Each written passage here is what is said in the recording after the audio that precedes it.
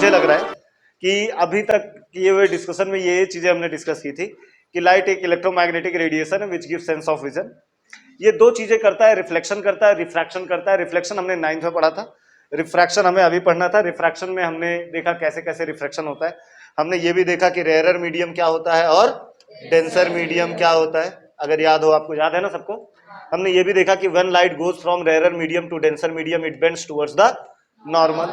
अगर light rarer medium से denser medium में जा रहा है तो ये नॉर्मल की तरफ बेंड होगा। अगर यही लाइट डेंसर मीडियम से रेयरर मीडियम की तरफ जाएगा तो away from the normal bend होगा। याद है ना ये सब चीजें, याद रखोगे तो ही काम बनेगा। अगर मान लो लाइट रेयरर मीडियम से डेंसर मीडियम में जा रहा है तो उसकी वेलोसिटी डिक्रीज होती है। अगर लाइट डेंसर मीडियम से रेयरर मीडियम में जा रहा है तो उसकी वेलोसिटी इंक्रीज होती है, मतलब उसकी स्पीड बढ़ जाती है। उसकी स्पीड क्या हो जाती है, बढ़। फिर हमने एक रेक्टेंगुलर स्लैब, ग्लास का स्लैब लिया था और उसके थ्रू हमने क्या किया था, रिफ्रैक्शन देखा था, ऐसा कुछ है ना, कि हमने देखा था कैसा कैसा। क्या ऐसे टाइम पे डायरेक्शन चेंज होता है? नहीं, डायरेक्शन चेंज नहीं होता, बस खाली एक लैटरल डिस्प्लेसमेंट होता है। क्या होता है? लैटरल डिस्प्ले, मतलब रास्ता बदल जाता है बट डायरेक्शन वही, दिशा वही रहती है ना, बस खाली रास्ता, पाथ बदल जाता है ना, थोड़ा इधर से इधर जाने लगता है बट बाकी सब कहानी सेम रहती है। क्या क्लियर है यहाँ तक?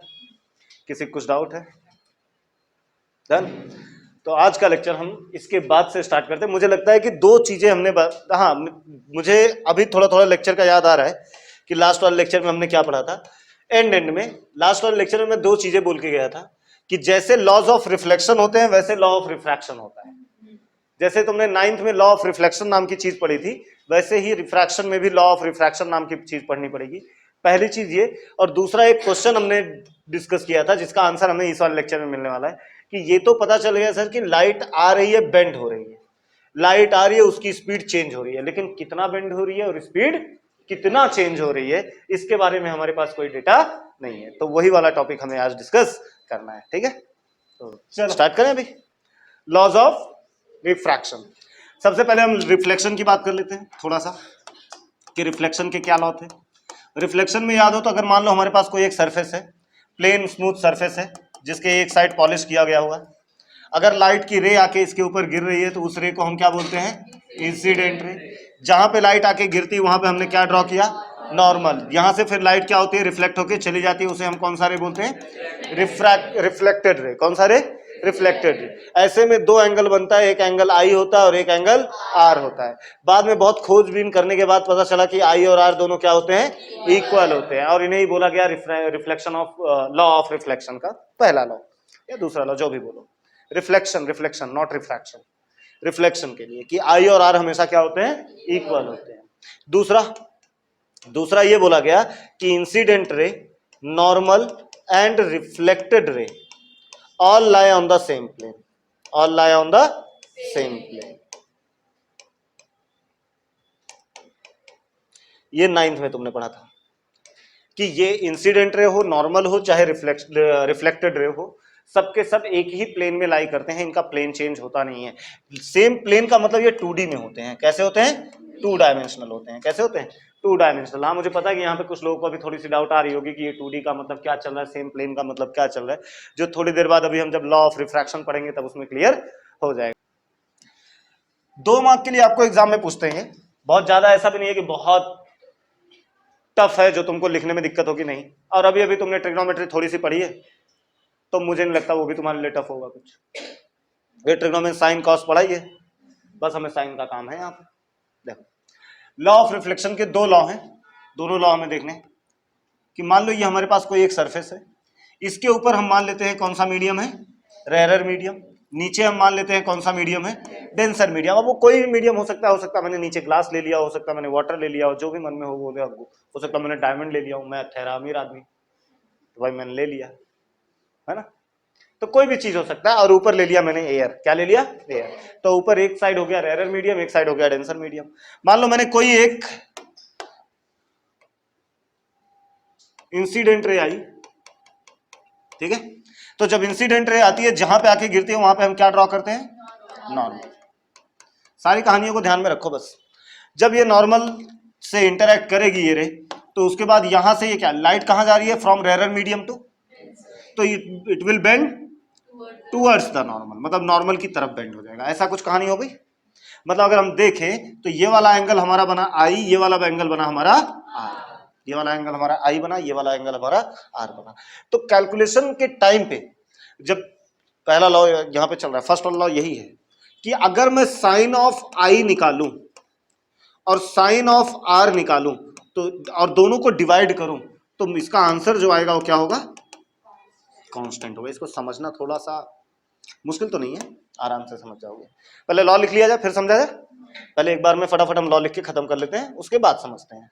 तो फर्स्ट लॉ देखो, फर्स्ट लॉ जो मैंने यहां पे किया है वही यहां पे लिखना है। क्या बोला जा रहा है कि व्हेन लाइट गोज, पहले सुन लो फिर बाद में लिखते हैं। When light goes from one medium to another medium, the ratio of sine of I and sine of R is constant. खत्म कहानी। नहीं समझा? When light goes from one medium to another medium, the ratio of sin I and sin R will be constant. वो क्या होंगे? Constant होंगे। समझो जरा इस चीज को, पहले लिख लेते हैं। When light goes from one medium to another medium, the ratio of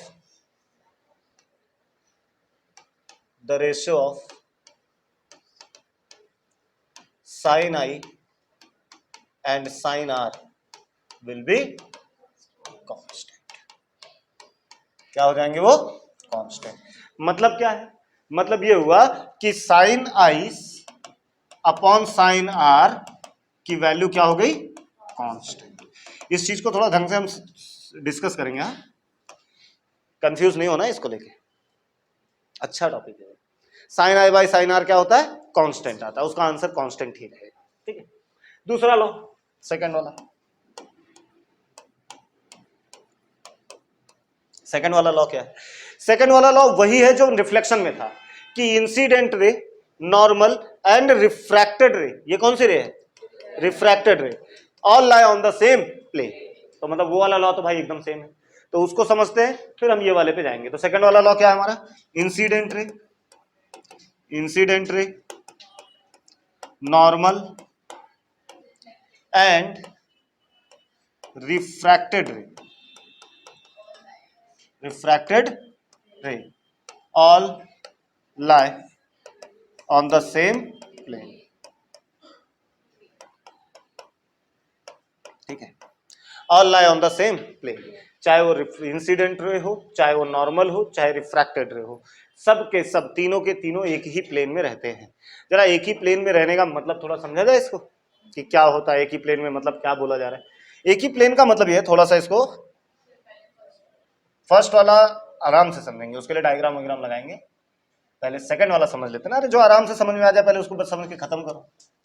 देखो क्या है, सेम प्लेन का मतलब होता है एक सरफेस पे, किसी एक सरफेस पे होते होंगे। मान लो एग्जांपल के लिए, मान लो कि लाइट की रे ऐसे आई, ऐसे ऐसे थोड़ा ऐसे समझो कि मान लो लाइट की रे ऐसे जा रही है। क्या कोई कुछ बोला क्या? इतनी तेज आवाज, जानवर तुमको ही फेल कर दिया इन लोगों ने। तो देखो, हाँ मान लो ये हमारे पास एक सरफेस है, क्या है? दिख रहा है क्या सरफेस? हाँ, मान लो ये हमारे पास एक सरफेस है। अब लाइट की रे मान लो इसके ऊपर आई, देखो कुछ ऐसे आई लाइट की रे, या ये सरफेस हटाओ ऐसे ही समझो। मान लो ये हमारे पास एक लाइट की रे है, इंसिडेंट रे, वो आई और ये यहां पे गिरने के बाद ये दूसरे वाले मीडियम में एंटर की। तो जब दूसरे वाले मीडियम में एंटर करेगी तब वो बेंड हो जाएगी, बेंड होके ऐसे जाएगी। अब ध्यान से देना, बेंड होके जाने, देखो ऐसा था, ऐसा गया, बेंड हुआ, ऐसा गया। बेंड होके वो इधर भी जा सकता था, इधर भी जा सकता था, बट इधर जाएगा नहीं, वो उसी लाइन में रहेगा। मतलब ये लाइन समझो, मतलब बीच में से काटा ना, नाक को कटते हुए एकदम बीच में से जाएगा, पूरा एक सरफेस पे आएगा। किस पे आएगा? सरफेस पे आएगा। बात समझ में आ रही कि नहीं आ रही मेरी बात?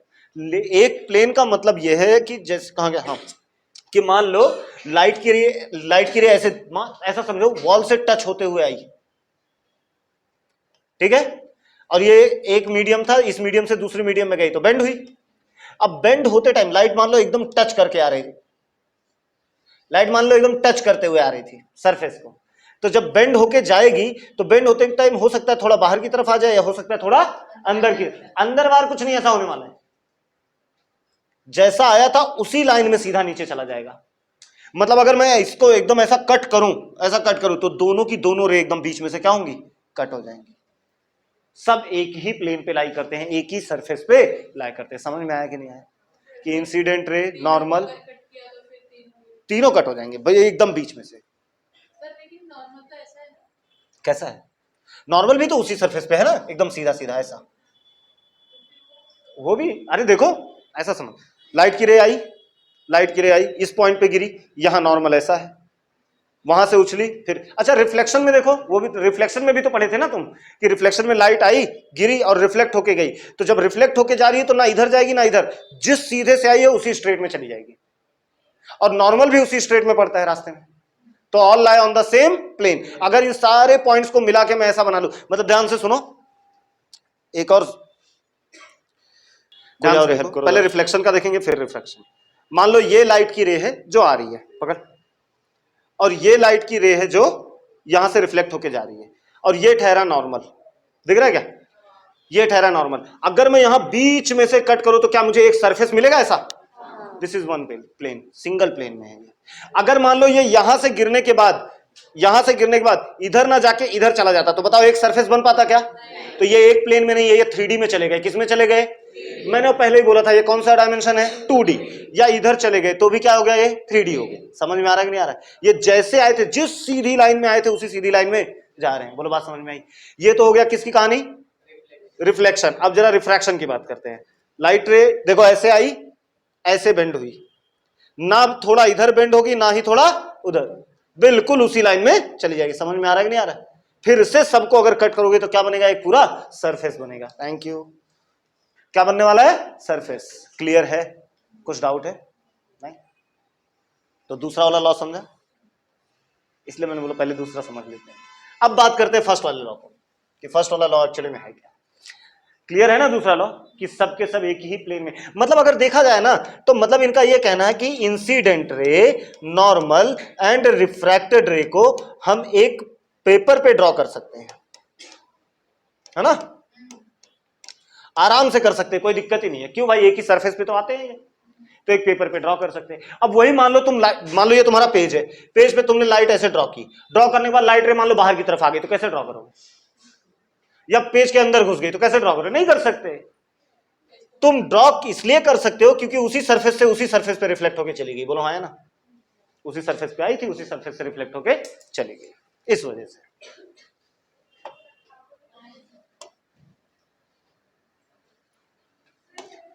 ठीक है, क्लियर है। दूसरा, अब फर्स्ट वाले लॉ को देख लेते हैं। फर्स्ट लॉ, मान लो, ध्यान से सुनो, मान लो मैंने ग्लास ले लिया, पहला मीडियम। अब ये समझने वाली बात है कि तुम कैसे समझ रहे हो, sine I by sine R constant होता है, मतलब क्या, for given pair of media, जिस मीडिया को तुम समझ रहे हो उसकी बात नहीं चल रही है, मीडिया मतलब medium, given pair of medium, मतलब समझो मेरे पास एक ऐसा कोई सरफेस है, यहां पे मैंने ले लिया एयर, यहां पे मैंने क्या ले लिया, ग्लास। एक मैंने ले लिया एयर और एक मैंने क्या ले लिया, ग्लास। मान लो मैंने यहां से कुछ ऐसे एक लाइट को गिराया जिसका एंगल ऑफ इंसिडेंस आई था, और ये एंगल ऑफ रिफ्रैक्शन बना आर, ठीक है। मैंने निकाला sine I by sine R, मान लो इसका एक आंसर मेरा कितना आया, एक्स आ गया। समझो इस चीज को जरा। फिर मान लो मैंने इसी सरफेस पे लाइट को फिर से गिराया, बट ऐसे नहीं गिराया, थोड़ा ऐसे गिराया, तो क्या अब आई अलग हो गया, या पहले जितना ही आई है अब आई चेंज हो चुका है, चेंज होगा, तो आर भी क्या होगा, चेंज होगा। मतलब आर अब कुछ मान लो ये हो गया, इसे R1 मान लेता हूं।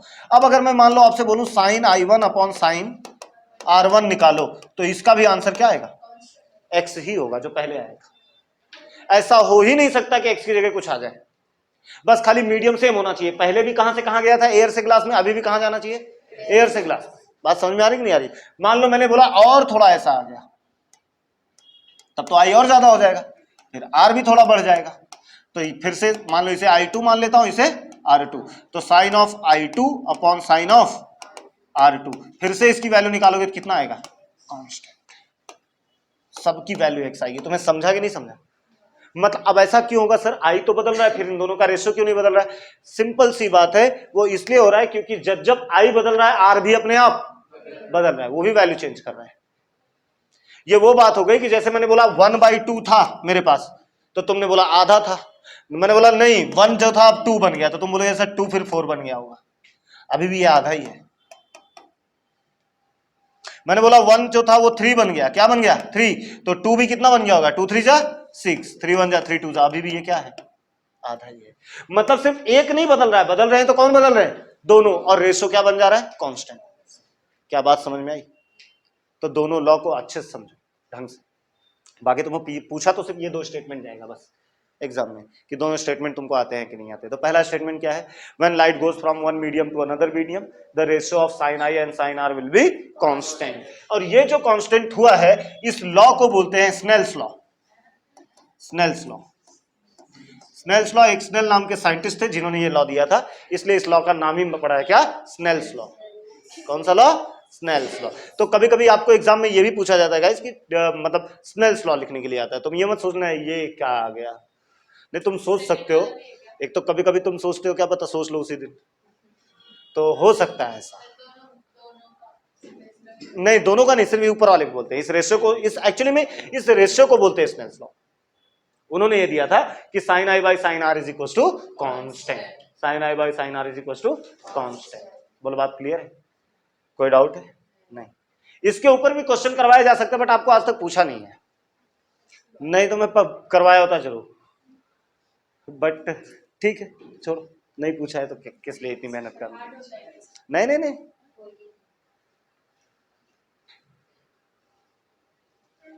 कुछ हार्ड नहीं होता, सब इजी होता है।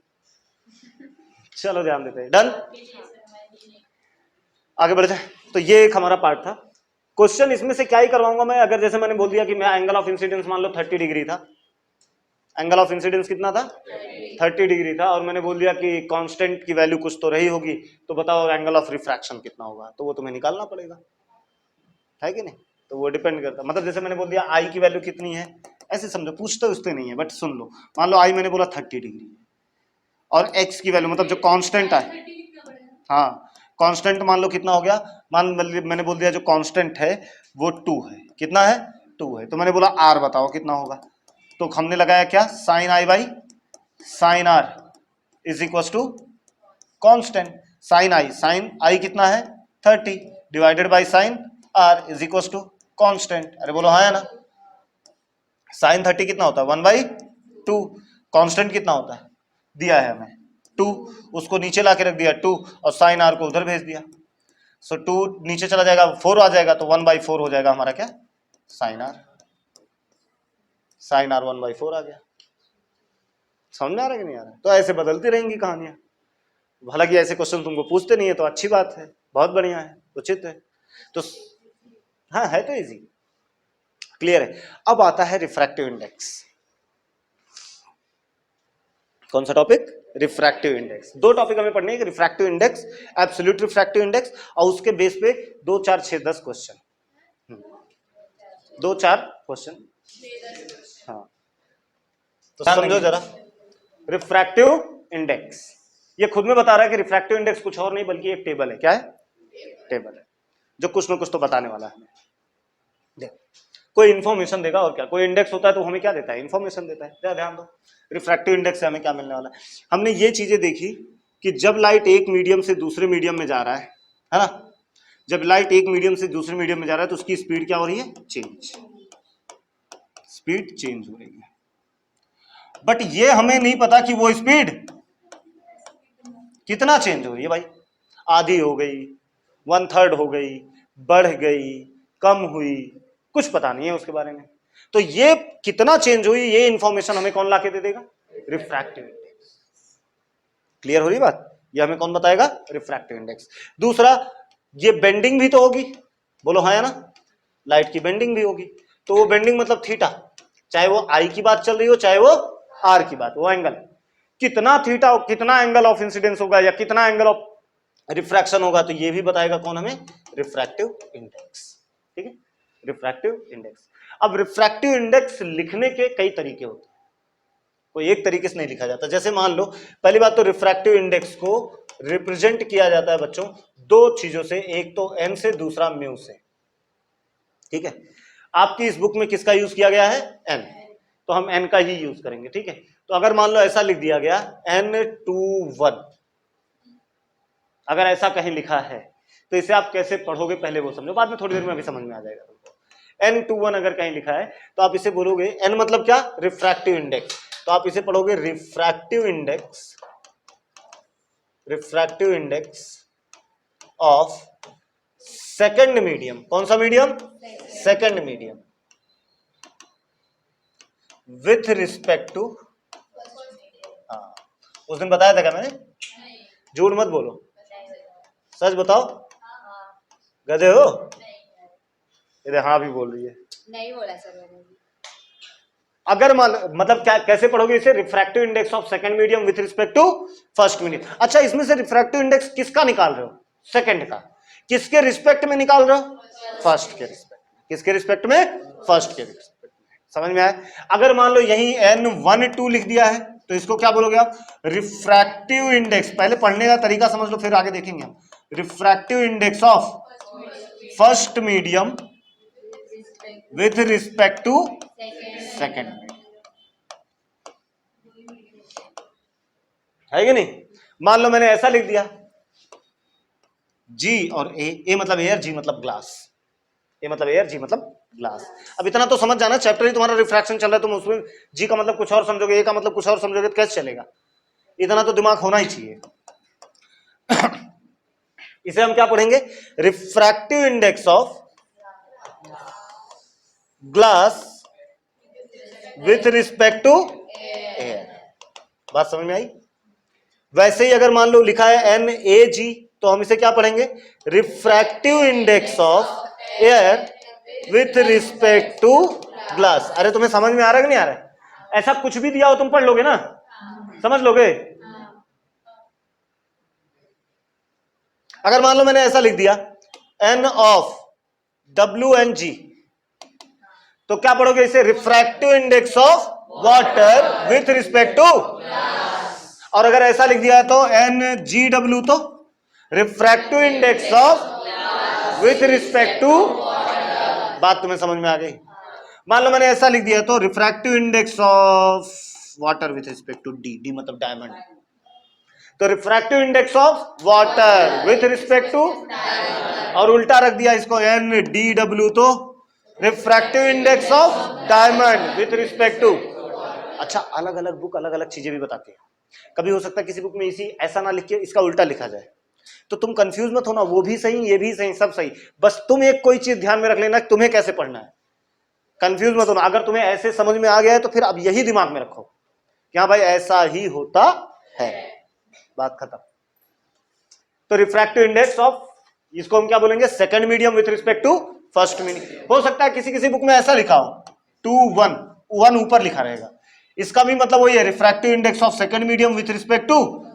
हो सकता है ऐसा लिखा हो 2 1, इसका मतलब भी होता है refractive index of second medium with respect to first medium. हो सकता है किसी बुक में ऐसा लिख के आ जाए तो इसका भी मतलब होता है refractive index of second medium with respect to first medium. तो कंफ्यूज मत होना भाई, समझा ना? चाहे जैसे लिखा हो, हम ऐसा लिखेंगे, क्लियर है? हम कुछ ऐसा लिखेंगे।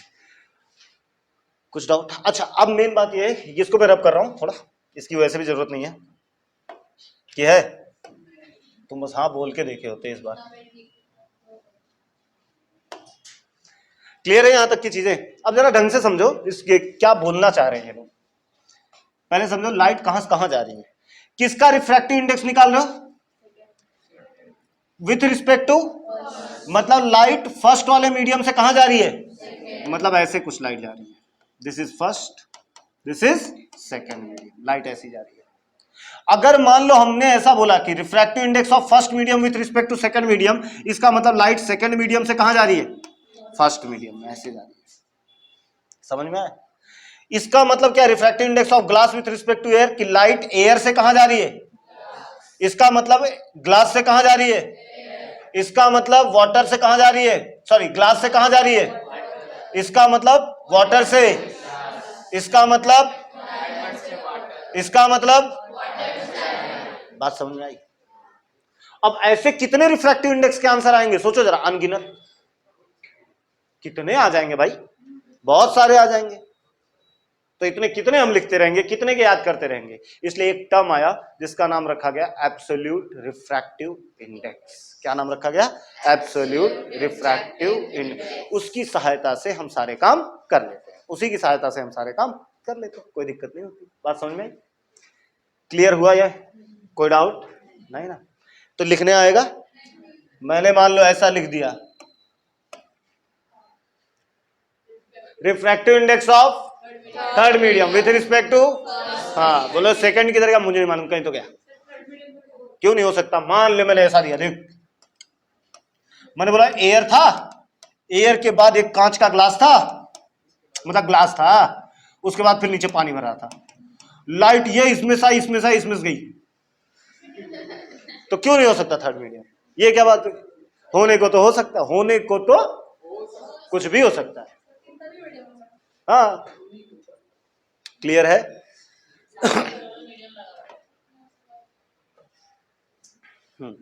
तो ध्यान दो, बोला क्या गया रिफ्रैक्टिव इंडेक्स के लिए, रिफ्रैक्टिव इंडेक्स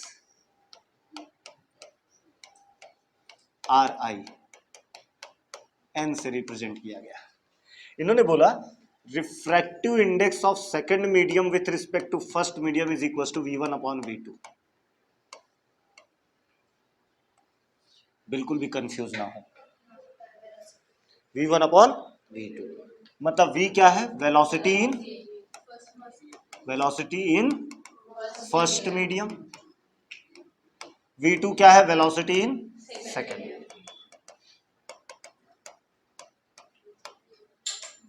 समझ रहे हो कि नहीं समझ रहे हो? तो अगर अच्छा इससे अब देखो, फिर से क्वेश्चन फॉर्मूलाज बनाने में दिक्कत नहीं होनी चाहिए तुमको। एक तो दो यही एक ही फॉर्मूला है पूरे चैप्टर में, खत्म। और उसके बाद अलावा और कोई फॉर्मूला पता चला यहां भी तुम गलत करके आ गए तो मतलब क्या ही बोलूं फिर, कि मतलब ऐसा हो जाएगा कि जो मैं नाम तुमको देता हूं वो तुमने रख लिया और दिल से रख लिया तुमने, ऐसा नहीं है ना? हाँ मतलब अगर मान लो मैंने पूछा refractive index of first medium with respect to second medium, तो V2 अपॉन V1 हो जाएगा। क्या हो जाएगा? है ना? याद रखने का तरीका ये भी है, 1 तो 1, 2 तो 2, 2 तो 2, 1 तो 1, 2 तो 2, मैं तो मैं। क्लियर? मान लो यहां पे मैंने ये बोला कि refractive index of glass with respect to water, तो मतलब velocity in water upon velocity in, अरे कंफ्यूज मत होना रे, नहीं होने वाले हो ना? हाँ सिंपल। मैंने बोला क्या लिया जाए, V और A। अरे V मतलब वैक्यूम, A मतलब एयर, तो velocity of light in vacuum upon velocity of light in air. याद रखना, ऐसे ही लिखना है, this upon this, this upon this. क्या हो गया रे? कुछ दिक्कत नहीं ना? सिंपल। अब आता है एक मेन चीज जो आपको पढ़ना है, जो आपका डेफिनेशन आपको एग्जाम में पूछा जा सकता है, एब्सोल्यूट रिफ्रैक्टिव इंडेक्स। अब देखो अच्छा एक बात सोचो, मान लो मैंने ग्लास लिया, मतलब यहां ग्लास लिया, लाइट को लेके आया ग्लास में, तो बताओ अगर मान लो मैं एयर से ग्लास में लेके आऊं तो उसकी एक अलग वैल्यू आएगी रिफ्रैक्टिव इंडेक्स, बोलो हाँ या ना? फिर मान लो मैं वाटर से ग्लास में लाऊं, उसका एक अलग आ जाएगा। फिर मान लो मैं फ्लिंट ग्लास से क्राउन ग्लास में लेके आ रहा हूं तो उसका एक अलग आ जाएगा।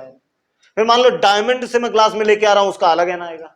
फिर मान लो मैं केरोसिन से लेके आ रहा हूं, उसका अलग आ जाएगा। मैं टर्पेंटाइन ऑयल से लेके आ रहा हूं तो उसका अलग आ जाएगा। मैं बेंजीन से लेके आ रहा हूं तो उसका अलग। कितने ऐसे बनेंगे?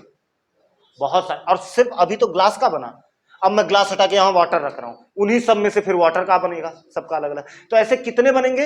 हजारों बन सकते हैं। रिफ्रैक्टिव इंडेक्स ऐसे हजारों बनेंगे, तो हजारों का तो हमारे पास कैलकुलेशन टेबल हो नहीं सकता, तो इसलिए एक ऐसा टेबल बनाया गया जो कॉमन था और जिसे बोला गया क्या? एब्सोल्यूट रिफ्रैक्टिव इंडेक्स, जो आपको डेफिनेशन एग्जाम में पूछते हैं। तो हमारा टॉपिक है एब्सोल्यूट रिफ्रैक्टिव इंडेक्स।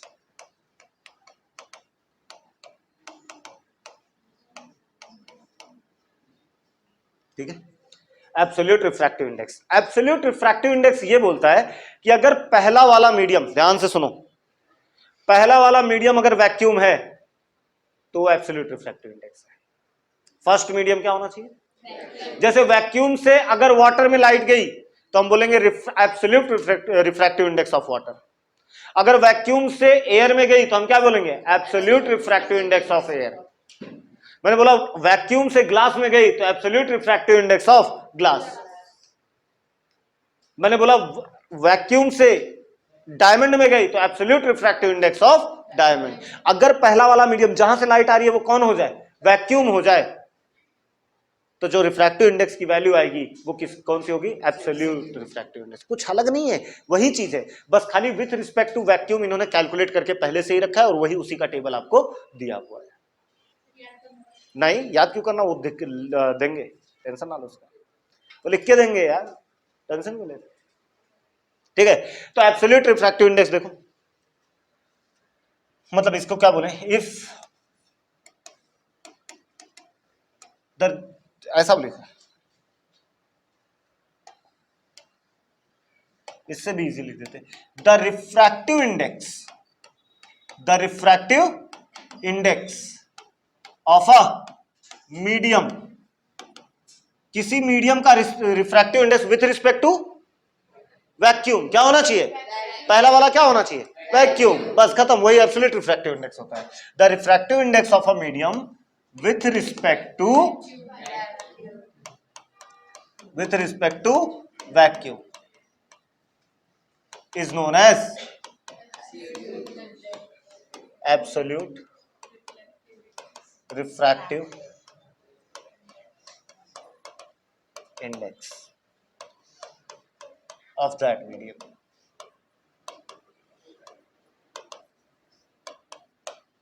उस मीडियम का वो एब्सोल्यूट रिफ्रैक्टिव इंडेक्स। जैसे अब ध्यान से सुनो, मैंने बोला ऐसा कुछ, तो ये एब्सोल्यूट रिफ्रैक्टिव इंडेक्स किसका है? ग्लास। बोलो हाँ या ना? ऐसा लिखा तो ग्लास। मैंने बोला refractive water with respect to volume, तो ये क्या है? Absolute refractive index of water. बात समझ में आ रही कि नहीं आ रही? एकदम सिंपल वे में समझो।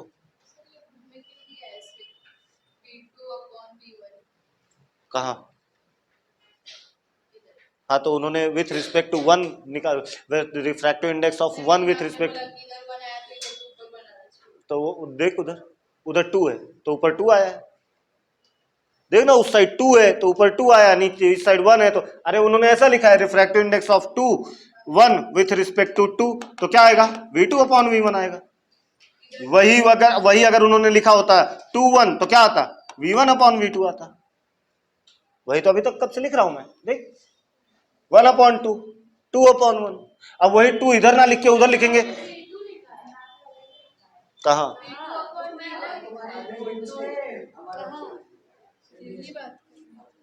यही बात कर रही है ना, वो प्रिंटिंग मिस्टेक है। क्या बातें कर, इसलिए मैंने गधों इतने सारे एग्जाम्पल ले लेके, कहां गया? नहीं यहां नहीं गया, यहां गया। इतने सारे एग्जाम्पल ले लेके भर भर के वही पढ़वाया हूं तुमको, तब भी तुमको मैंने कितनी बार बोला उधर ध्यान ही मत दे, मत ध्यान दे, भाई शांत हो जाए एकदम। अरे क्लियर है? अरे वो प्रिंटिंग मिस्टेक है, इस वाली बुक में तो करेक्ट लिखा है, मैं वही देख के बोल रहा हूँ, तू कहां गलत बोल रही है। हाँ चलो ध्यान दो, क्लियर है? तो वो जिनकी ओल्ड वाली बुक होगी उसमें थोड़ा सा प्रॉब्लम है, शायद प्रिंटिंग मिस्टेक है, तो उसको आप कर लेना अपने हिसाब से करेक्ट। बोलो क्लियर है? ये कोई डाउट है? नहीं ना?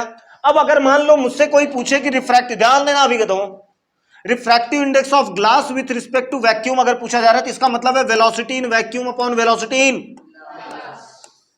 यही बात हो गई ना भाई? अच्छा, वेलोसिटी, अच्छी बात यह है कि वेलोसिटी इन वैक्यूम तुमको पता है 3 × 10⁸ मीटर पर सेकंड होता है, तुम्हें नहीं पता क्या? अरे speed of light in air नहीं, वैक्यूम।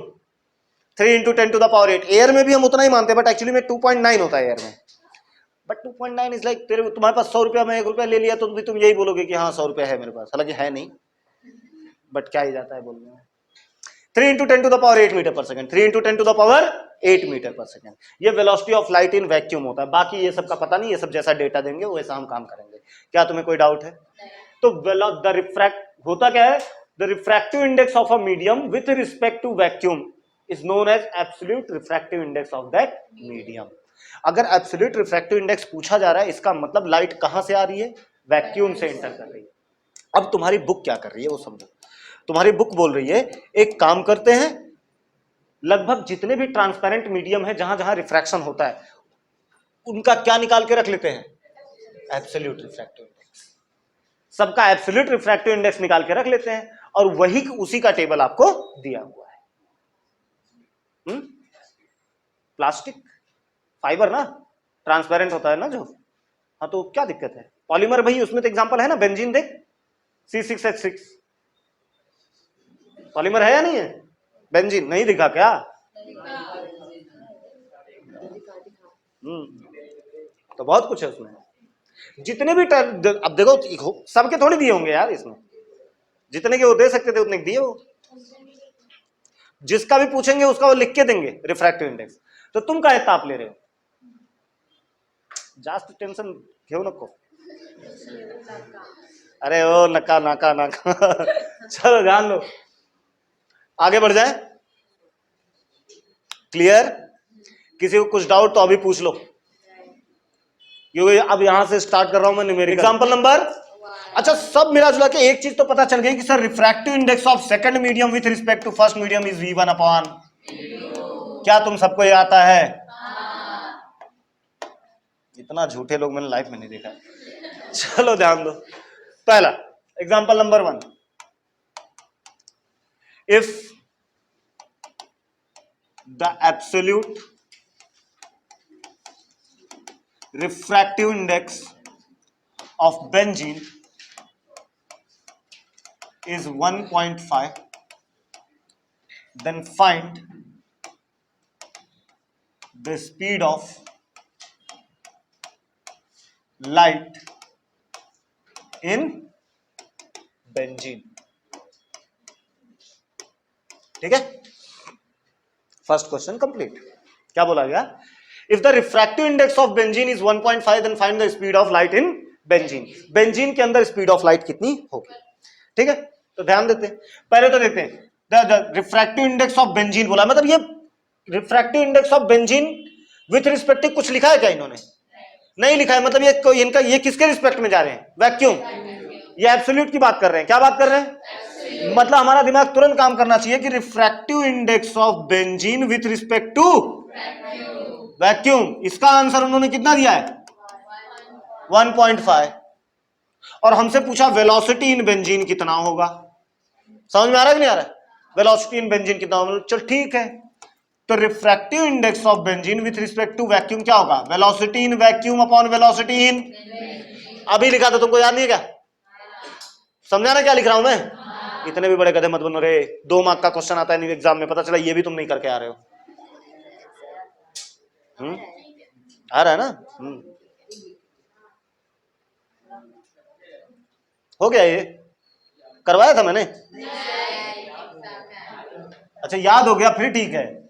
हाँ, तो refractive index of B with respect to V कितना है? 1.5। अच्छा velocity of light in vacuum जरूरी नहीं हो एग्जाम में दिया होगा, वो तो तुमको पता ही होना चाहिए, कितना होता है? 3 × हाँ ठीक है, बाद में लिखना यूनिट।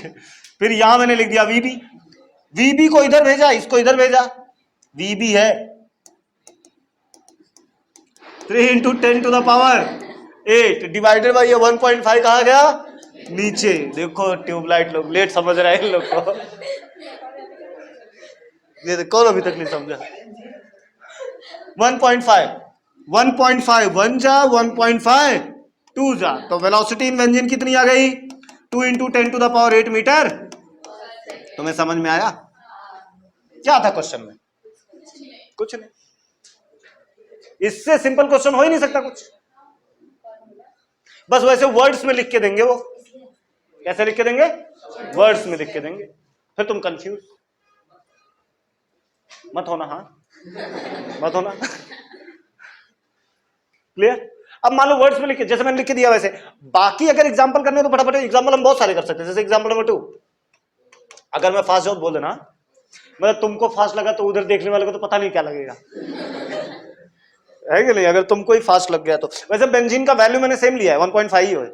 हाँ, वो बहुत इजी होता है ना, फटाक से याद हो जाता है, तो ज्यादा सोचने का नहीं। मान लो डायमंड में पूछा उन्होंने बोला refractive index of diamond with respect to vacuum is 2.42, तो वेलोसिटी इन डायमंड बताओ। ध्यान से सुनो, क्या बोला उन्होंने? वेलोसिटी इन डायमंड बताओ। बोलो क्लियर है? क्या हो गया? हो जाएगा, बिल्कुल हो जाना चाहिए। Refractive index of diamond with respect to vacuum क्या होगा? Velocity in vacuum upon velocity in, हाँ या ना? इसकी वैल्यू दिया है कितना? 2.42 is equal to velocity in vacuum कितना होता है? 3 into 10 to the power 8 divided by velocity of light in diamond. इसको इधर भेजते, इसको इधर, तो 3 into 10 to the power 8 divided by 2.4। बाकी तो तुमको पता ही क्या करना है, तो कर लेना, फिर मुझसे उम्मीद भी मत रखो कि मैं इसके आगे तुमको सॉल्व करके दूंगा। 3 को 2.42 से डिवाइड करना, 0 पॉइंट कुछ तो आएगा, जो भी आएगा वही आपका final answer, into 10 to the power 8, last में मीटर पर सेकेंड, ये उसकी स्पीड हो जाएगी। मतलब देख लो डायमंड में लाइट की स्पीड बहुत कम हो जाती है। इन सारे टेबल में सबसे कम स्पीड लाइट की किसमें होगी? डायमंड, क्योंकि उसका रिफ्रैक्टिव इंडेक्स सबसे ज्यादा है। रिफ्रैक्टिव इंडेक्स जितना ज्यादा, स्पीड ऑफ लाइट उतनी कम, ये भी चीज दिमाग में रखो। एयर में सबसे कम 1.0003, बहुत कम होता है, तो वहां लाइट की स्पीड ज्यादा, लगभग 3 इंटू 10 टू द पावर 8 होती है। लेकिन डायमंड तक आते आते ये थोड़ा कम हो जाता है। बात समझ में आ रही कि नहीं आ रही है? कुछ डाउट है किसी को? किसी को कुछ कहना है क्या? पूछना है तो पूछ लोगे, ठीक है? तो ऐसे अगर क्वेश्चंस आए, ठीक है, हाँ हाँ कमेंट में पूछना। चलो ध्यान दो आगे, यहां तक कोई डाउट नहीं ना? तो अगर रिफ्रैक्टिव इंडेक्स निकालने के लिए आए तो मुझे नहीं लगता तुमको कुछ ज्यादा प्रॉब्लम होनी चाहिए। अब फटाफट रिफ्रैक्टिव इंडेक्स, मान लो अगर उन्होंने क्वेश्चन ऐसा बोल दिया, एक और एग्जांपल लेते हैं, if the speed of light in a medium is 1.5 into 10 to the power 8 meter per second, then find refractive index of that medium। ठीक है, हमसे इस बार रिफ्रैक्टिव इंडेक्स पूछा उन्होंने। अब तक रिफ्रैक्टिव इंडेक्स दे रहे थे, अब रिफ्रैक्टिव इंडेक्स पूछ रहे हैं, क्या देके? स्पीड दिया है उन्होंने बोला वेलोसिटी इन मीडियम जो है वो कितना है? 1.5 into 10 to the power 8 metre पर सेकेंड, और पूछा क्या हमसे? Refractive index of medium with respect to vacuum. तो refractive index of medium with respect to vacuum होता क्या है? Velocity in vacuum upon velocity in medium. Velocity in vacuum कितना हो जाएगा? 3 into 10 to the power 8। Velocity in medium कितना हो जाएगा? 1.5 इंटू 10 टू द पावर टिंग टिंग टिंग, 1.5 1 जा 1.5 2 जा, तो कितना आ गया रिफ्रैक्टिव इंडेक्स?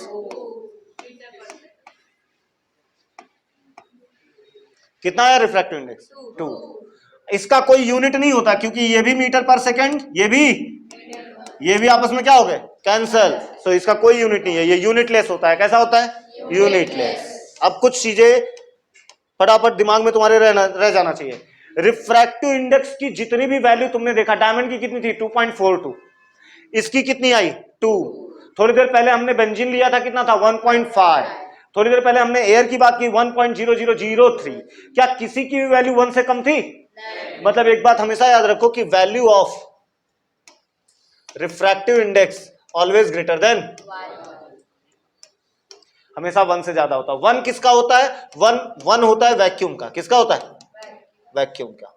उसके अलावा बाकी सबका रिफ्रैक्टिव इंडेक्स 1 से ज्यादा ही रहेगा, 1 से कम नहीं होगा। 1 से कम हो गया रिफ्रैक्टिव इंडेक्स, इसका मतलब लाइट की speed 3 into 10 to the power 8 से भी ज्यादा हो गई उस मीडियम में। तो ऐसा कोई मीडियम होता ही नहीं। सबसे खाली पीली फुकट का मीडियम कौन सा है? वैक्यूम। वहां लाइट को कोई डिस्टर्बेंस नहीं था, मस्त एकदम भागते हुए आता है फुल स्पीड में, 3 × 10⁸ की स्पीड में। कुछ डाउट? नहीं ना, सिंपल था। अब जरा एक चीज लिख रहा हूं मैं, उसको जरा ध्यान देना। एक छोटा सा मैं लेके आ रहा हूं, उसके बेस पे कुछ क्वेश्चन हमारे हैं। चलो ध्यान दो। मान लो अगर ऐसा मैं बोल दूं, velocity of glass with sorry refractive index of glass with respect to water, तो इसका फॉर्मूला क्या होगा? Velocity of water divided by velocity in glass. इसी को थोड़ा मॉडिफाई करने जा रहा हूं मैं, जस्ट नहीं, थोड़ा सा, बहुत थोड़ा सा। तुमको समझ में आ जाएगा तो बहुत अच्छी बात है, वैसे समझ में आ जाएगा यार, क्या बोलो अभी। ध्यान,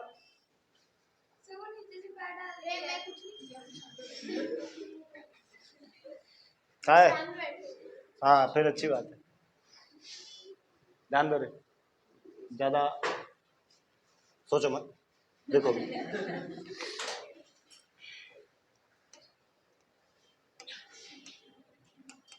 इसी को थोड़ा सा मैं अच्छे तरीके से लिखने की कोशिश कर रहा हूं। दोनों में, दोनों साइड, हाँ, मैं वेलोसिटी ऑफ एयर से मल्टीप्लाई कर रहा हूं, न्यूमरेटर और डिनोमिनेटर दोनों। Velocity in vacuum into velocity in water, vacuum से मल्टीप्लाई कर रहा हूं, velocity in vacuum multiply by velocity in glass. कोई दिक्कत नहीं है, वी से वी कैंसिल हो जाएगा, तो कुछ प्रॉब्लम है नहीं, है कि नहीं? इतना तो कर ही सकते हैं, कर सकते हैं। अब मेन बात है, हम कर क्यों रहे हैं? ऐसी क्या जरूरत आ गई है कि भाई ये करना पड़ रहा है कि नहीं? तो हम एक काम करते हैं, इसको थोड़ा अरेंज करते हैं। और मतलब यही करना है कि लिख के कैंसिल ही करना है, तो लिख ही क्यों रहे? बट कुछ तो शायद होगा इसके पीछे, कहानी कुछ तो होगी। अच्छा एक बात सोचो, इस वी वी जो है, इसको मैं ऐसा लाके रख दूं, देखो वी डब्ल्यू, ध्यान देना अभी क्या लिख रहा हूं मैं। इस वी वी को हम कहा, यहां है नीचे,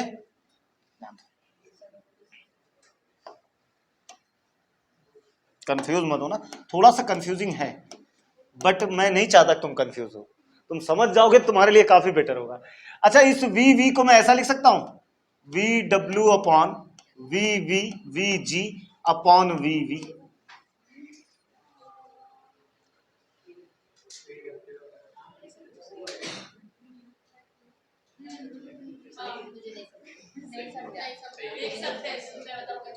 अरे कुछ नहीं रे, इसको उठा के नीचे रख दिया। नॉर्मल मैथमेटिक्स, आधे लोग ऐसा क्या ही चल रहा है ना, क्या मतलब क्या लिख दिया, अरे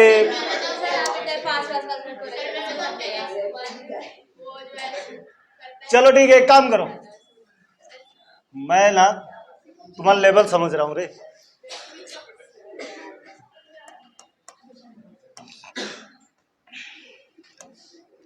कुछ और लिखने की कोशिश करता हूं, ठीक है? टेंशन मत। हाँ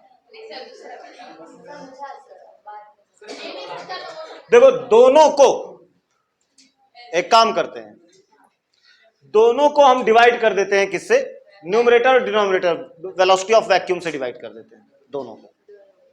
क्लियर? वो तो कर सकते हैं कि वो भी नहीं कर सकते? तो अगर मैं ऊपर वाले को डिवाइड करूंगा तो v of w upon v of v लिख सकते हैं, कोई डाउट? जरा दूसरे वाले को देखो, v of g upon v of v, वो लिख सकते हैं, कुछ डाउट? नहीं ना, समझ में आ रहा है कि नहीं आ रहा है? थोड़ा इनको अरेंज करते हैं अभी। क्या हुआ? ध्यान, नहीं तू पहले बोल ले, नहीं तू बोल ले, ध्यान दो। ये वी वी कहां आ जाएगा? नीचे, नीचे नीचे लिख सकते हैं ना हम इसको, और इसको हम कहां लेके जा सकते हैं? ऊपर। ये वाला पार्ट नीचे आ सकता है, ये वाला पार्ट कहां जा सकता है? ऊपर। बस खाली तुमको थोड़ा सा अरेंजमेंट करना है गाइस, थोड़ा सा। मतलब अगर मैं इस वी वी को नीचे लेके आ जाऊं, नीचे, तो इसको मैं, और इस वी वी को, तो V V into V W, जो अभी थोड़ी देर पहले मैंने लिखा था वही फिर से हो रहा है, V V into V G. ऐसा कर सकता हूं ना मैं? ये नीचे आ गया, ये कहां चला गया? ऊपर। ठीक है, अच्छा वो भी नहीं तो इतना तो समझ में आ रहा होगा, जरा ध्यान दो, ध्यान दो। क्या पता यहां से तुमको क्लियर हो जाए। देखो फॉर्मूला बनाना तो 1 मिनट में आंसर आएगा, और अगर नहीं समझाना तो फिर वही लंबा सा प्रोसेस लेके। अच्छा ये क्या लग रहा है तुमको देख के, VW अपॉन VV, क्या ये एब्सोल्यूट रिफ्रैक्टिव इंडेक्स का उल्टा फॉर्मूला है या नहीं है या नहीं है? क्या ये भी एब्सोल्यूट रिफ्रैक्टिव इंडेक्स का उल्टा फॉर्मूला है? बोलो हाँ या ना। मतलब अच्छा ध्यान दो, अगर ऐसा होता V अपॉन VW, ध्यान दो अभी, V अपॉन VW, तो मैं क्या इसे ऐसा लिख सकता, refractive index of water with respect to vacuum? बोलो हाँ या ना, कोई डाउट? लेकिन ये ऐसा है क्या? पलट के रखा हुआ है, बोलो हाँ या ना। तो मैं अगर इसको पलट दूं तो ये ऐसा हो जाएगा VW upon VV is equal to 1 upon M। ऐसा हो सकता है? नहीं हो सकता। हो सकता है कि नहीं हो सकता है? अरे यार कुछ नहीं तो अपॉन 1 होता है, पलट दिया तो सब पलटेंगे ना। नहीं समझा? वैसे ही VG अपॉन VV जो है ये भी तो उल्टा है, इसको भी तो हम लिख सकते हैं 1 upon refractive index of glass with respect to vacuum. बोलो हाँ या ना, कुछ डाउट है? तो मैं VW अपॉन VV को क्या लिख सकता हूं, 1 अपॉन लिख सकता हूं। वैसे ही VG अपॉन VV को क्या लिख सकता हूं, 1 अपॉन, ऐसा लिख सकता हूं। बोलो हाँ या ना। ये कहां आ जाएगा, ये कहां चला जाएगा, मतलब NG of W will be, ये ऊपर गया मतलब N of G upon N of W। अरे V लिख ले बस, एब्सोल्यूट है ना तो V नहीं लिख रहा था इसलिए मैं जानबूझ के।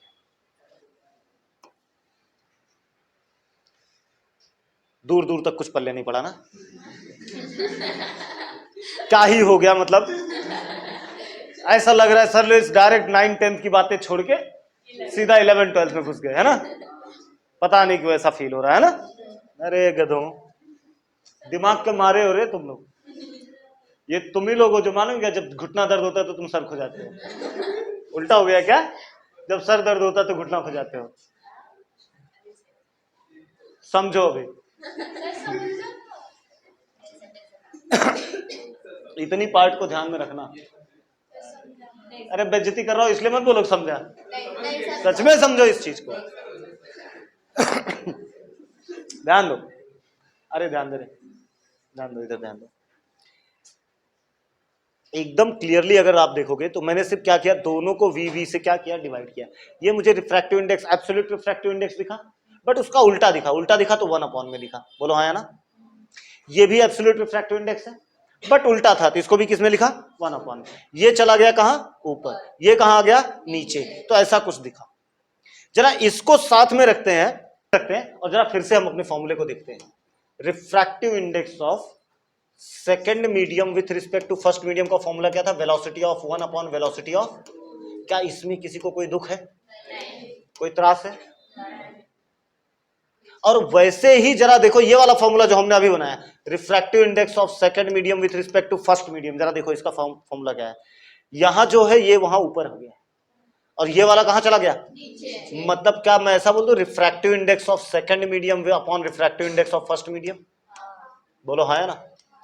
अब यही तुमको कंफ्यूजन क्या हो रहा होगा कि ये दो मीडियम बच्चों अलग है और ये एब्सोल्यूट है, ये दोनों कौन से हैं, एब्सोल्यूट। ये भी क्या है, समझ में आया? जरा समझाता हूं मैं इस चीज को, जरा देखो। मैंने आपसे ये मान लो एग्जांपल आया, ये तुमको बोर्ड में आया हुआ क्वेश्चन है इसलिए बोल रहा हूँ, ऐसे क्वेश्चंस आए हैं जो थोड़ा सा कंफ्यूज करते हैं, और कंफ्यूज करने लायक क्वेश्चन नहीं है वो, बस खाली समझो। अभी बाद में तो मैं फॉर्मूला तो मैं ऐसे बोला ना, बस खाली समझ लो, फॉर्मूला तो मैं ऐसे ही याद करवा दूंगा, उसका दिक्कत नहीं। मतलब मैंने बोला रिफ्रैक्टिव इंडेक्स ऑफ, ध्यान से सुनो, refractive index of benzene is 1.5, ठीक है।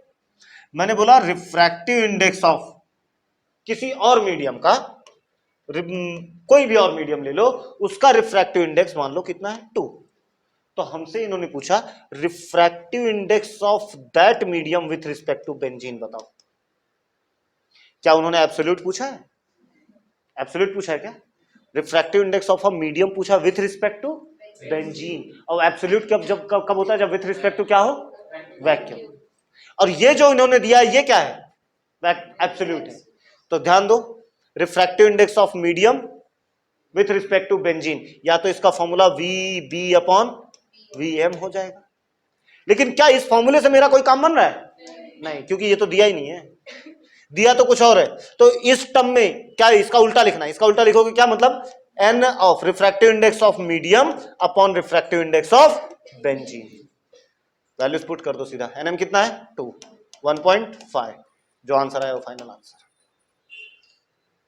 तो कुछ ऐसा नहीं है, मतलब ध्यान से सुनो, अब कुछ चीजें अच्छे से समझो। Refractive index of second medium with respect to first medium का एक फॉर्मूला तो होगा v1 अपॉन, कब, जब वेलोसिटी दिया रहेगा। और अगर वेलोसिटी ना देके उन्होंने एब्सोल्यूट रिफ्रैक्टिव इंडेक्स दिया है, तब फॉर्मूला होगा n2 अपॉन n1। उल्टा हो जाएगा, क्या हो जाएगा, n2 अपॉन n1। बोलो हाँ या ना। मतलब refractive index of glass with respect to water को हम क्या लिख सकते हैं, absolute refractive index of glass upon absolute refractive index of, नहीं समझा, वही कब से समझा रहा हूं, बस खाली उसका प्रूफ था।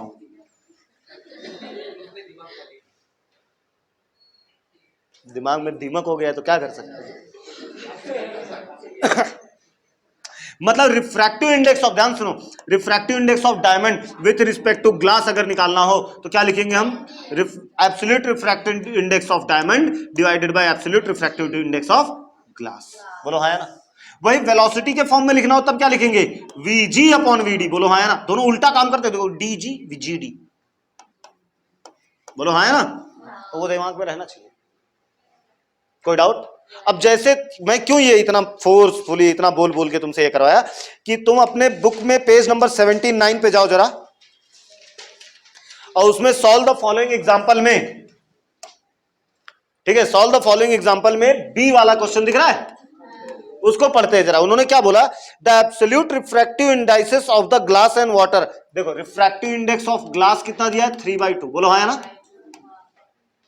और रिफ्रैक्टिव एंड वाटर का कितना दिया है, 4/3। बोलो हाँ ना। तो हमसे उन्होंने पूछा कि find what is the refractive index of glass with respect to water. Refractive index of glass with respect to water, जरा ध्यान दें, यही पूछा है। अब जितना मैंने बताया ना उसका फायदा देख क्या है। Refractive index of glass with respect to water क्या होगा, क्या v1 अपॉन v2 के टर्म में लिख सकते हैं, नहीं दिया ही नहीं, तो हम क्या लिख सकते हैं, ng अपॉन nw। ng बताओ कितना है, 3/2। nw कितना है, ये 2 कहां जाएगा नीचे, 3 ऊपर चला जाएगा, तो 3 3 जा 9, 4 2 जा 8। Answer answer. अब अगर तुम ये ध्यान में नहीं रखोगे तो तुम्हें क्या करना पड़ेगा वो समझो। Refractive index of glass with respect to water पूछा है, तो velocity in water upon velocity in glass. फिर हमने क्या किया, दोनों को वेलोसिटी इन वैक्यूम से डिवाइड किया। बोलो हाँ या ना। फिर पता चला कि ये है 1 upon refractive index of water और ये है 1 upon refractive index of glass. उल्टा है ना। फिर ये ऊपर गया सर, ये नीचे आया तो बना n of g upon n of w। फिर वो कहानी चालू, 3/2 डिवाइडेड बाई 4/3। Answer is 9/8। करो। लेकिन तुम्हें फॉर्मूला अगर फॉर्मूला याद है पूरा मार्क्स मिलेगा, उसका टेंशन मत लो। समझा कुछ कि क्यों इतनी मेहनत किया मैंने वो समझाने में, है ना। तो रिफ्रैक्टिव इंडेक्स पूछ सकते हैं वो एब्सोल्यूट रिफ्रैक्टिव इंडेक्स देके भी, कोई दिक्कत वाली बात नहीं, आराम से पूछ सकते हैं। क्लियर है, कुछ डाउट है। तो ये तो थी कहानी हमारी किसकी, एब्सोल्यूट रिफ्रैक्टिव इंडेक्स, मतलब रिफ्रैक्टिव इंडेक्स पे बेस्ड क्वेश्चन की, कि क्या क्या पूछ सकते हैं। क्या देंगे तुमको, एक किसी मीडियम का रिफ्रैक्टिव इंडेक्स दे देंगे, बोलेंगे वहां पे स्पीड ऑफ लाइट बताओ, वहां पे क्या बताओ, स्पीड ऑफ लाइट बताओ। बोलो क्लियर है, कोई डाउट है, नहीं।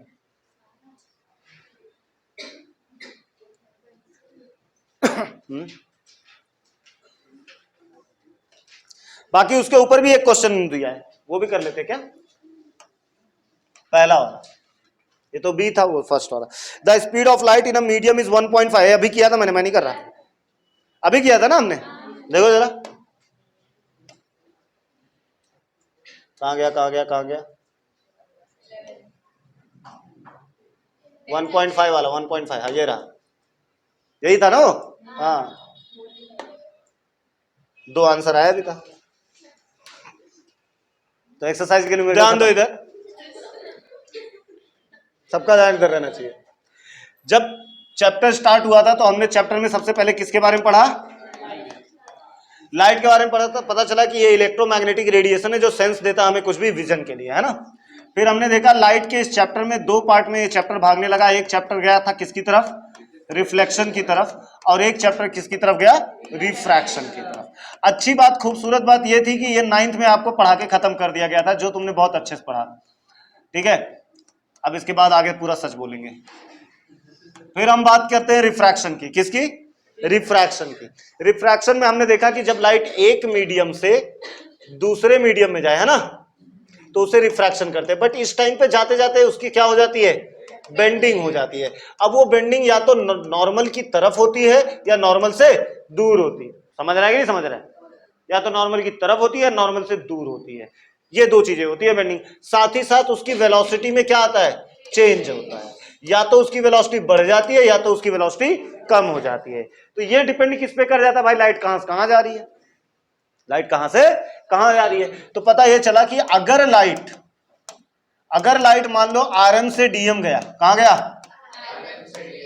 मतलब रेयर मीडियम से डेंसर मीडियम पे जा रहा है, तो पहली बात तो इसकी जो बेंडिंग है वो नॉर्मल की तरफ होगा, है ना, और इसकी वेलोसिटी जो है वो डिक्रीज होगी भाई, ये हमने पढ़ा। फिर हमने दूसरा पॉइंट पढ़ा कि अगर लाइट डीएम से आरएम में जा रहा है तब इसकी जो बेंडिंग होगी वो नॉर्मल से दूर होगी, और साथ ही साथ उसकी वेलोसिटी क्या होने वाली है, बढ़ने वाली है। 2 क्लियर है ना ये चीजें। ये सब पढ़ने के बाद हमने एक ये रिफ्रैक्शन देखा, किसके ऊपर, एक ग्लास का रेक्टेंगुलर लैमिना था, है ना, रेक्टेंगुलर लैमिना। थोड़ा सा याद अगर देख, हाँ ग्लास का ही था, ग्लास स्लैब था वो। मान लो कुछ ऐसा होता, अगर याद करो तो, कि एक लाइट रे आई, नॉर्मल बना, एंगल आई बना, यहां से ये ऐसे आया, ये एंगल आर बना, बोलो हाँ है ना, ये एंगल आई बना हमारा। फिर उसके बाद यहां फिर से नॉर्मल ड्रॉ किया गया, यहां से लाइट फिर से ऐसी चली गई। कुछ ना होता तो लाइट ऐसे गई होती है ना, यही हमने पढ़ा था। तो फिर हमने ये भी देखा था, ये आर है तो ये वाला एंगल भी कितना होता है, आर, और ये वाला एंगल ई और आई क्या होते हैं, इक्वल। याद आ रहा है क्या, हाँ। डायरेक्शन दोनों का चेंज नहीं हुआ, बस खाली एक लैटरल डिस्प्लेसमेंट हो गया, रास्ता थोड़ा बहुत सा बदल गया। जो बंदा यहां से आगे चल रहा था वो थोड़ा खिसक के अब यहां से आगे चल रहा है, बट चल अभी भी उसी तरह है। हाँ, ये चीजें हमने पढ़ी। फिर ये पढ़ने बाद हम एक बहुत अच्छे मुद्दे पे आए जिसका नाम था क्या, law of refraction. Law of refraction में हमने क्या देखा, लॉ ऑफ रिफ्रैक्शन में हमने 2 लॉ देखे। कितने लॉ देखे, 2 लॉ। पहला लॉ हमने ये देखा कि sine I by sine R जो होता है उसकी वैल्यू क्या आती है, constant, but given pair of medium के लिए। ऐसा नहीं कि भाई sine I by sine R एक बार तुमने एयर से ग्लास का लिया, बाद में एयर से वाटर का लेके घूम रहे हो और बोल रहे हो सर मेरा तो अलग आ रहा है, तो फिर बाकी तो तुम जानते ही, समझाना है। दूसरा पॉइंट, कि दूसरा हमने ये देखा था कि इंसिडेंट रे हो, नॉर्मल हो या फिर रिफ्रैक्टेड रे हो, ये सबके सब सेम प्लेन में होते हैं। किसमें होते हैं, सेम प्लेन में होते हैं। इसका भी काफी अच्छे से हमने डिस्कस किया, है ना, जितना हो सकता था। फिर भी अगर किसी को कुछ डाउट रहे तो पूछ लेना। फिर ये सब पढ़ने के बाद फिर हम पहुंचे किसकी तरफ, रिफ्रैक्टिव इंडेक्स की तरफ। यहां यही एक ऐसा था जो न्यूमेरिकल का पार्ट है। कैसा पार्ट है, न्यूमेरिकल का पार्ट है। यही एक चीज हमें ऐसी दिखी। अब इसका तोड़ हमने कैसे निकाला, इसके लिए हमने पढ़ा रिफ्रैक्टिव इंडेक्स में 2 पार्ट हमने पढ़े। एक तो हमने पढ़ा एब्सोल्यूट रिफ्रैक्टिव इंडेक्स, है ना, मतलब refractive index of any medium with respect to what, vacuum. और यही सबसे इंपॉर्टेंट पार्ट था आज के लेक्चर का, कि refractive index of any medium with respect to vacuum क्या कहलाता है, एब्सोल्यूट रिफ्रैक्टिव इंडेक्स। इसके अलावा अगर मैं बोलूं refractive index of second medium with respect to first medium, refractive index of a medium with respect to another medium, है ना, अगर निकालना हो तो इसका फॉर्मूला या तो V1 अपॉन क्या बन जाता है, V2, और अगर एब्सोल्यूट रिफ्रैक्टिव इंडेक्स के टर्म में लिखो तो क्या लिखूंगा, N2/N1। हाँ ऐसा नहीं, इसके अलावा और भी फॉर्मूले बनते हैं आगे चल के। अच्छा एक बात बताओ, यही होता है equals to sine I by sine R, फर्क नहीं पड़ता बट उससे आगे चल के यही होता है λ1 बाई λ2। अभी तक तो लाइट के अंदर हमने वेवलेंथ लाया ही नहीं ना, हम तो लाइट को एक रे मान के पढ़ रहे, जा रहा है तो जाने दो। कल को जब लाइट ऐसा ऐसा जाएगा तब बोलोगे अरे इसका तो वेवलेंथ नहीं है, तब वैसा भी रिफ्रैक्टिव इंडेक्स निकालना पड़ेगा, तब लैम्डा लैम्डा आएगा। तो खैर ये पार्ट अभी के लिए जरूरी नहीं है, तुम इसको देख के ज्यादा सोचो मत, दिमाग कम खत्म हो जाएगा। बट ये दोनों तो आई थिंक आपको आना चाहिए। रिफ्रैक्टिव इंडेक्स का कोई खुद का यूनिट होता नहीं है, वो यूनिटलेस क्वांटिटी है। कैसी क्वांटिटी है? यूनिटलेस। किसी को कुछ डाउट यहाँ तक? सब एकदम सिंपली अच्छे से समझ में आ गया, एकदम अच्छे से क्लियर है। इतनी चीजें ध्यान में रहनी चाहिए।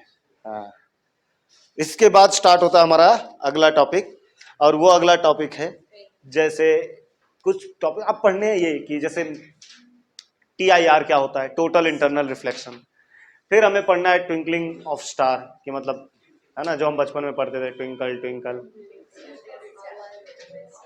है ना। एक तो ये, फिर मिराज इफेक्ट, है ना। फिर ये भी, हाँ मिराज इफेक्ट कैसे होता है, ये सब। तो ये सारी चीजें हमें डिस्कस करनी इसी टॉपिक, ठीक। तो वो पार्ट हम करेंगे अगले वाले लेक्चर में। आज के लेक्चर